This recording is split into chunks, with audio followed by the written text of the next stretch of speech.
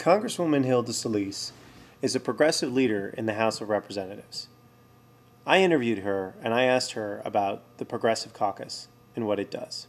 My politics tend to resonate with a lot of progressive. I'm considered a progressive. I'm in the Progressive Caucus, but I'm also very independent. I'm not always a follower. I like to break loose and do what I think is important, sometimes at my own political risk.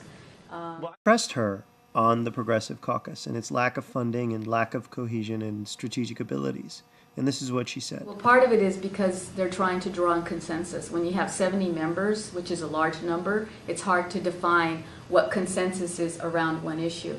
Take, for example, immigration. We have some people in the Progressive Caucus who I would tell you right now would vote against any immigration reform.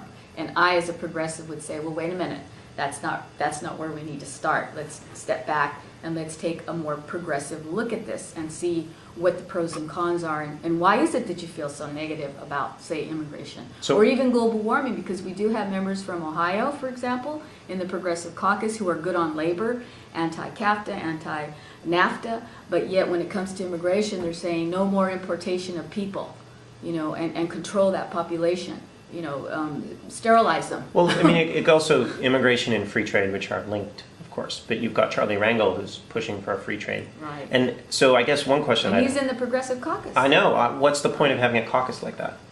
I think when there are issues that we can kind of come around and gravitate to, I think it gives us strength. So, for example, we were able to send a signal to the leadership about the Peruvian free trade agreement, and others that we know still have to be looked at with the harder eye, especially the proposed Colombian free trade agreement, where we know that labor folks that try to organize are killed and shot and maimed and who knows what else. So we're trying to at least establish ourselves that we are also the conscience of the Democratic Party.